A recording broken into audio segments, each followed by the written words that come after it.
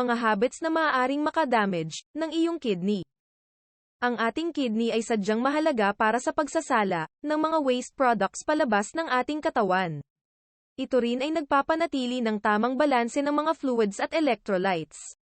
Ngunit kapag hindi naingatan ang ating kidney, ay maaring malagay sa panganib at tuluyang mapinsala ang mga ito.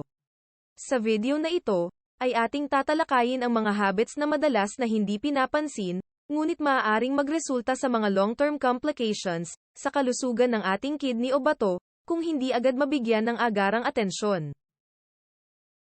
Number 1. Pagkakaroon ng mataas na presyon ng dugo.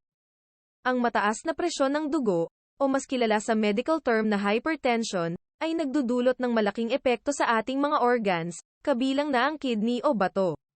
Ang mga blood vessels nito ay nagsasala ng dumi mula sa ating dugo. Ang patuloy na pagkakaroon ng mataas na presyon ng dugo, ay maaaring makapinsala sa mga blood vessels ng kidney, na kung saan ay nagpapababa sa kakayahan ng bato, na maglabas ng mga waste products, at excess fluids, na posibleng humantong sa sakit sa kidney disease. Bukod dito, kapag tuluyan ng nasira ang kidney, ay maaaring mapalala pa nito ang hypertension, kung saan hindi na nito kayang pangalagaan ang kalusugan ng bato. Kung kaya't napakahalaga na i-monitor ang presyon ng dugo, at magkaroon ng regular na pagsusuri sa doktor. Importante din ang pagkakaroon ng balanced diet, bawasan ang salt intake, regular na pag-eehersisyo, at pagsunod sa mga iniresetang gamot ng doktor. Tandaan na ang sakit sa bato ay maaaring resulta mula sa alta presyon. Madalas din magkasama ang dalawang sakit na ito, gayon din ang mga gamot sa parehong karamdaman. Kung masuri na mayroon kang hypertension, mainam na kumonsulta sa espesyalista, para sa mga iba pang pagsusuri o function tests para sa kidney. Ito ay makakatulong upang matiyak na mapanatiling protektado ang ating mga bato. Ang kaalaman sa ugnayan sa pagitan ng mataas na presyon ng dugo at kidney disease ay sadyang mahalagang susi para makaiwas sa mas mapaminsalang kondisyon na ito. Number 2. Madalas na pagkakaroon ng UTI o urinary tract infection. Ang pagkakaroon ng urinary tract infection ay maituturing na karaniwang kondisyon lamang, ngunit kapag ito ay nagiging madalas at paulit-ulit, ay maaaring magdulot ito ng malubhang panganib sa kalusugan ng kidney. Karaniwang nagsisimula ang UTI sa pantog o bladder. Ngunit kapag hindi agad naaagapan, ang bakterya na siyang sanhi ng impeksyon na ito ay maaaring umakyat sa kidney. Ito ngayon ay nagdudulot ng mas matinding impeksyon na tinatawag na pyelonephritis. Ang kondisyon na ito ay maaaring humantong sa permanenteng pagkapinsala sa bato o scarring kung hindi ka agad matugunan. Dahil dito, ang paulit-ulit na kidney infection ay maaaring magresulta ng tuluyang pagkapinsala ng mga bato sa paglipas ng panahon. Mahalagang malaman ang mga sintomas ng UTI para magamot ito ng maaga at nang maprotektahan ang ating mga kidney. Kabilang sa mga sintomas nito ay ang masakit na pag-ihi, lagnat, pagkakaroon ng dugo o nana sa ihi, pagsakit ng puson, madalas at kaunting ihi at iba pa. Ang pag-inom ng 6 hanggang 8 basong tubig araw-araw ay nakakatulong sa normal na dalas ng pag-ihi ng taong may ganitong karamdaman. Ganon din ang pagkakaroon ng good at proper hygiene at agarang pagkonsulta sa doktor sa oras na makaramdam ng mga nabanggit na sintomas.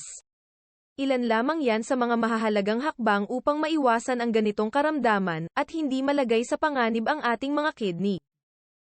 Number 3. Kakulangan sa oras ng tulog. Ang pagkakaroon ng sapat na tulog ay napakahalaga sa overall health ng isang tao. Ngunit ang kawalan ng tulog ay may kaugnayan sa mga karamdaman tulad ng hypertension at diabetes na parehong nagdudulot ng malaking banta sa kalusugan ng kidney. Ang sleep-wake cycle ng ating katawan, o mas kilala sa tawag na circadian rhythm, ay nakakaapekto sa natural filtration process ng kidney. Kapag nag-ambala ang rhythm na ito na dulot ng hindi pagkakaroon ng sapat na tulog, ay maaaring makapinsala sa ating mga bato sa paglipas ng panahon.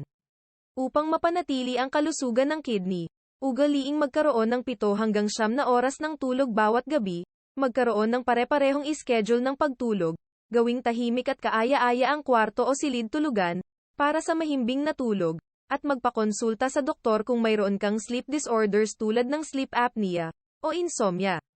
Laging tandaan na ang pagkakaroon ng mahimbing at sapat na tulog, ay maraming benepisyong na ibibigay hindi lamang sa kaisipan, at sa katawan ng isang tao. Kung hindi pati na rin sa tungkulin na ginagampanan ng kidney upang gumana ito ng maayos, at mapanatili ang kanilang katatagan laban sa mga potensyal na pinsala, gaya ng chronic kidney disease. Number 4. Kakulangan ng pisikal na aktibidad. Ang kakulangan sa pisikal na aktibidad ng isang tao ay isang dahilan, sa likod ng maraming isyu sa kalusugan, kabilang na ang pinsala sa bato. Kapag tayo ay hindi aktibo, tayo ay mas madaling magkaroon ng pagtaas ng timbang at labis na katabaan. Ang mga kondisyong ito ay kadalasang nagbibigay daan para sa hypertension, at type 2 diabetes, na parehong pangunahing nagdudulot sa malalang sakit sa bato. Ang labis na pagtaas ng presyon ng dugo, at pagkakaroon ng mataas na blood sugar levels, ay patuloy na makakapinsala sa kakayanan ng kidney, na magsala ng mga toxins palabas ng ating katawan.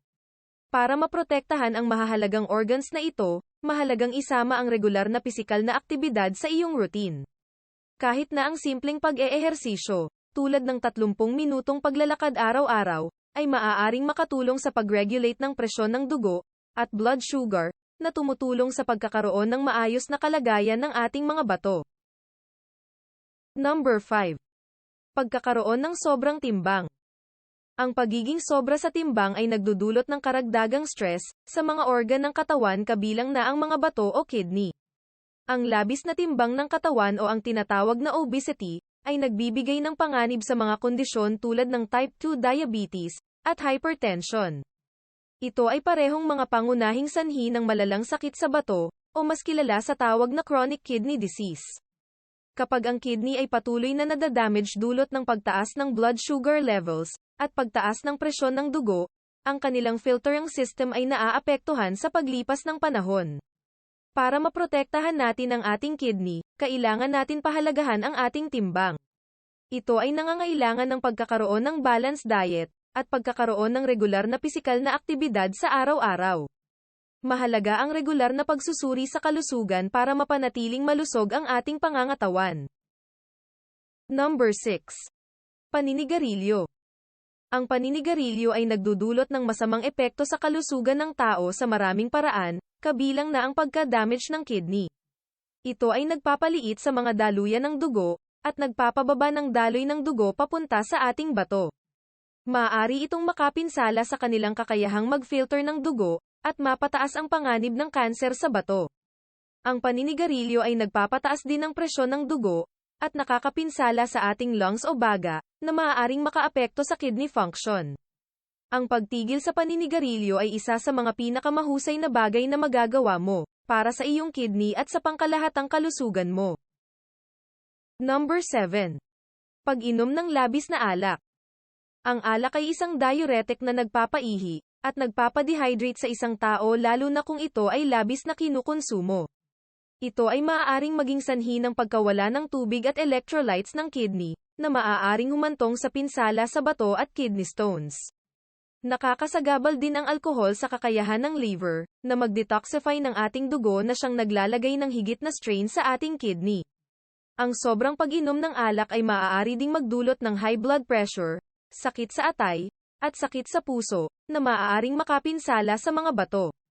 Kaya importante na iwasan ang pag-inom ng alak, para hindi malagay sa panganib ang ating kidney. Number 8. Sobrang pag-inom ng mga painkiller. Ang mga over-the-counter na gamot na pangpawala ng sakit, o mas kilala sa tawag na painkillers, gaya ng aspirin, ibuprofen, at naproxen, na ginagamit upang mapawi ang pananakit ng ulo, pananakit ng kalamnan, at pamamaga, ay maaari din magdulot ng pinsala sa ating bato. Kung iniinom mo ang mga ito ng masyadong madalas, o kaya naman ay sa mataas na doses, ang mga gamot na ito ay maaaring magdulot ng pagbabawas ng dugo na dumadaloy sa ating kidney, at maging sanhi ng pamamaga at pagdurugo sa tisyo ng bato. Maaari rin magdulot ng drug interactions ang mga ito, sa iba pang mga gamot at suplemento na iniinom, na maaaring makaapekto sa kidney function. Palaging tandaan na ang regular na health checkup, kaalaman sa mga tamang pagkain, at pagkakaroon ng balanse na pamumuhay, ay napakahalaga upang matiyak na ang ating mga kidney, ay manatiling malusog at ligtas sa anumang panganib. Sana ay may natutunan kayo sa video na ito. Please don't forget to like, comment and subscribe to my channel. At kung may nais kayong topic na gustong pag-usapan o talakayin, ay mag-comment lamang sa baba. Hangad ko ang mabuting kalusugan para sa ating lahat. Maraming salamat and please stay tuned for more informative videos.